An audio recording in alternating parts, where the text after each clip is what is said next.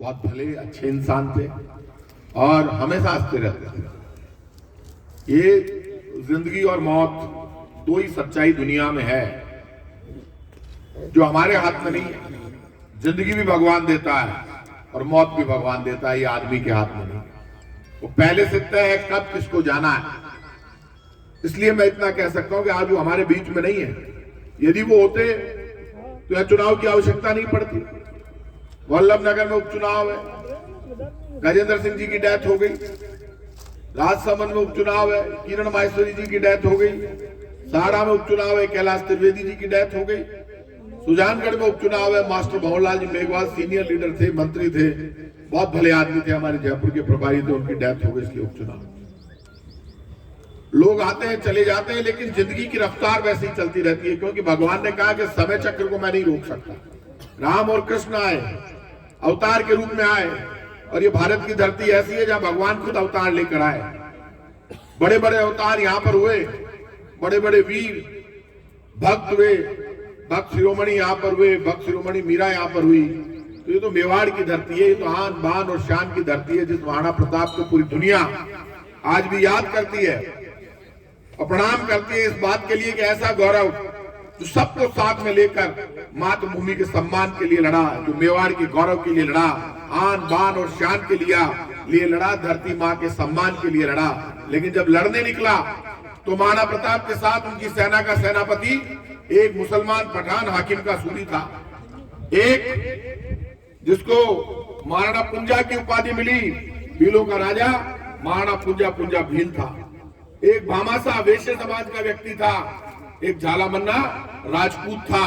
महाराणा प्रताप ने उस जमाने में लोकतंत्र को ताकत दी और भील भाइयों को, मुसलमानों को, राजपूतों को, वैश्य समाज के लोगों को, हर जाति धर्म के लोगों को साथ में लेकर और धरती के मान और सम्मान की रक्षा की और मेवाड़ की धरती का गौरव बढ़ाया।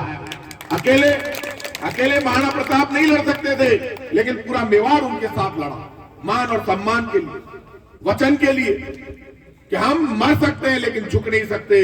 इसलिए हमेशा पूजा होती है नीति, नियत और सोच की, आपकी भावनाओं की। और आप खुद इस बात को जानते हैं, पहली बार हिंदुस्तान में ऐसा बजट आया जो मालवीय साहब कह रहे थे। इस देश में प्रधानमंत्री नरेंद्र मोदी जी हैं, जिनके विजन की लोग तारीफ किया करते थे। उन्होंने कहा मेरा सीना 56 इंच का है। मोदी जी, आपका सीना तो बातों में ही 56 इंच का रह गया, लेकिन अशोक गहलोत ने साबित कर दिया कि उनका सीना 60 इंच का है। और बातों से साबित नहीं किया, काम करके साबित किया। सीने का मतलब कोई पहलवानी तो करनी नहीं है।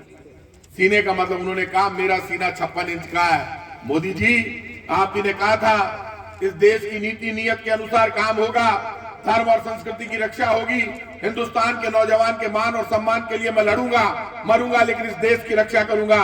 मोदी जी, आप ही ने कहा था 4 के बदले 40 सर लेकर आऊंगा। आप ही ने कहा था बॉर्डर की सुरक्षा मेरे हाथ में होगी। आप ही ने कहा था चाइना और पाकिस्तान को जवाब दूंगा, लेकिन आप लोकसभा में खड़े होकर झूठ बोले। आपने कहा कि चाइना की फौजें अंदर नहीं आई।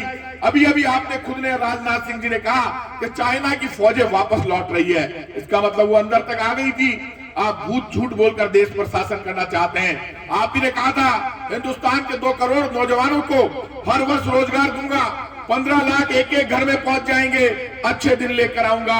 अब और नहीं पेट्रोल डीजल की मार, अब की बार मोदी सरकार का आपने नारा दिया। लेकिन मोदी जी, आपने हिंदुस्तान की जनता से झूठ बोला। कर्मचारी, व्यापारी, मजदूर, किसान की आंख में आज आंसू है। नौजवान आत्महत्या कर रहा है, देश डरा हुआ और सहमा हुआ है। दिल्ली को घेर कर किसान 2 महीने से ज्यादा हो गए, 200 से ज्यादा किसानों की मौत हो गई। जिस घर में किसान की मौत हुई है, उस घर में जाकर उसकी माँ से पूछो, उसकी बहन बेटी से पूछो, जिसके घर का किसान, उसका परिवार का मुखिया चला गया। आज वो खून के आंसू रो रहे हैं। पूरे हिंदुस्तान में किसानों की पंचायतें हो रही है, पेट्रोल डीजल महंगा हो रहा है, घर घर में गैस सिलेंडर में आग लग गई, क्योंकि मोदी जी ने 56 इंच का सीना बनाया। अंबानी और अडानी को बड़ा आदमी बनाने के लिए 56 इंच का सीना हिंदुस्तान की जनता की सेवा करने के लिए नहीं बनाया। और राजस्थान की सरकार के मुख्यमंत्री का विजन प्रधानमंत्री से बड़ा है। वो लेकर आए बजट में 1 रुपए का टैक्स नहीं लगाया। ऐसा कोई सेक्टर नहीं जिसमें टैक्स में छूट नहीं मिली। नीति नियत अच्छी हो, मन में भावना अच्छी हो, काम करने का विश्वास हो, तो रास्ते बनते हैं। 7.5 लाख करोड़ के कर्जे आपने मोदी जी पूंजीपतियों के माफ कर दिए। आपने विजय माल्या को भगा दिया, मेहुल चोकसी को भगा दिया, नीरव मोदी को भगा दिया। आप खुलेआम पूंजीपतियों की मदद कर रहे हैं और राजस्थान की कांग्रेस की सरकार खुलेआम एक बड़ी घोषणा करती है, अब किसान के लिए अलग से बजट आएगा, खेत और खलिहान को बचाने के लिए अलग से बजट आएगा। ये सोच है। स्टाम्प ड्यूटी में छूट, 30 लाख लोगों को 1000 रुपए डायरेक्ट सहायता मिलेगी। 4 विधायकों की डेथ हो गई, उनके नाम से कॉलेज खुलेंगे। पूरे राजस्थान के हर विधानसभा क्षेत्र में 5 करोड़ की सड़कें। आप बता नहीं सकते इतने काम एक साथ घोषित हुए हैं। ग्रामीण परिवहन सेवा, गांव गांव से बसें जो दौड़ेगी, बड़ी सोच है। हमारा सबका विश्वास, संकल्प होना चाहिए। राजस्थान में 4 उपचुनाव हो रहे हैं।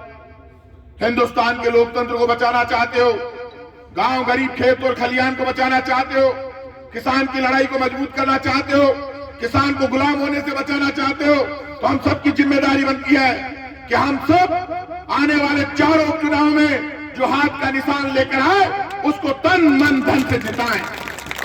हिंदुस्तान की जनता आपको धन्यवाद देगी, किसान आपको दुआ देगा। मातृकुंडिया में सम्मेलन हो रहा है 27 तारीख को, परसों 27 तारीख है, एक दिन बीच में है, टाइम बहुत कम है। दोपहर 1 बजे तक आपको वहां पहुंचना है। 1 बजे तक आप पहुंच जाओगे तो आप यहां से 2 घंटे का रास्ता होगा, 1.5-2 घंटे का रास्ता है। आप 10:30-10 बजे निकलोगे, तब आप 1 बजे वहां पहुंच पाओगे। मातृकुंडिया के सम्मेलन में मन होगा, विश्वास होगा। इतने लोग अपने अपने साधन से आए, साधन की बात अभी कर लेंगे, लेकिन जैसे उस यूथ कांग्रेस के अध्यक्ष ने कहा कि हमारी तैयारी, हम रेला लेकर आएंगे। आप सबकी भी जिम्मेदारी बनती है कि आपके पास, सबके पास साधन है। आज आप सोचो कि सारे लोग बस में बैठ के आ जाएंगे। जब हमारी खुद की गाड़ियां निकलती है, खुद का पेट्रोल डीजल जलता है, तब सीने में आग लगती है, मुझे निकलना है। मेरे 150-200 आदमी लेकर मैं निकलूंगा। मेरे साथ ये 50 आदमी हैं।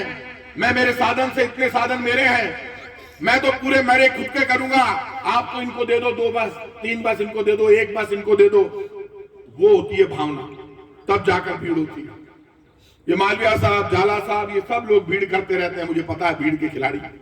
मैं भी छोटा मोटा भीड़ का खिलाड़ी हूं। जब मैं बहुत आंदोलन किए, मेरी जिंदगी भर मैंने आंदोलन ही किए हैं। मैं भीड़ को जानता हूं, भीड़ कैसे आती है, भीड़ जुटाता भी हूं। आज भी मैं भीड़ करता हूं, क्योंकि पिछले 2 साल से, जब से हमारी सरकार आई है, हमारी एक दिक्कत हो गई। ऊपर मोदी जी केंद्र में बैठकर पत्थर फेंकते हैं, हम उन पत्थरों को रोकते हैं, फिर उनसे लड़ते हैं। इसी लड़ाई में 2 साल निकल गए। वो पत्थर फेंकने में कोई कसर नहीं रख रहे। पेट्रोल डीजल में आग लगी हुई है, और मोदी जी के नाम पर जो लोग अभी भी भक्ति की बात करते हैं, वो देश के साथ धोखा कर रहे हैं, बेईमानी कर रहे हैं। हम सबकी जिम्मेदारी बनती है। आज अभी लिस्टें नोट हो जाए, ये ब्लॉक अध्यक्ष हाथ में ले लो कागज, अभी हो जाए तय कौन कितने साधन लेकर आएगा। झाला साहब, हमारे आदमी लगा दीजिए। हमें भी पता चलना चाहिए कि कांग्रेस पार्टी के प्रति किसके मन में कितनी भावना है, कौन कितनी भीड़ लेकर निकला। ये जो भीड़ लेकर निकलेंगे, वो ही कांग्रेस पार्टी की ताकत को मजबूत करेंगे, कांग्रेस पार्टी का झंडा लहराएंगे। क्योंकि हम ये सोचे कि अपने आप भीड़ हो जाएगी, भीड़ कभी अपने आप नहीं होती। मैं जयपुर से चलकर आया, सुबह भाग कर आया यहां पर। मैं जानता हूं भीड़ अपने आप नहीं होती। आपस में बातचीत करने के बाद, प्लान करके जब भीड़ निकलती है, एक साथ रेला निकलता है, तब जाकर भीड़ होती है। आज 27 तारीख को मातृकुंडिया में किसान सम्मेलन होगा। वो ताकत बनेगा उन 200 परिवारों की, जिनके परिवार के मुखिया की किसान आंदोलन में डेथ हो गई। 2 दर्जन से ज्यादा किसानों की मौत हो गई, सुसाइड कर लिया।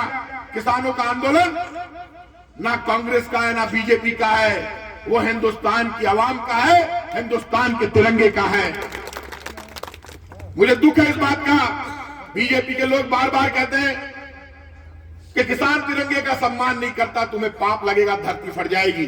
अरे किसान तो पूरा आंदोलन बीजेपी का झंडा लेकर नहीं लड़ रहा, कांग्रेस का झंडा लेकर नहीं लड़ रहा, वो हिंदुस्तान का तिरंगा अपने माथे और सीने पर लगाकर लड़ रहा है।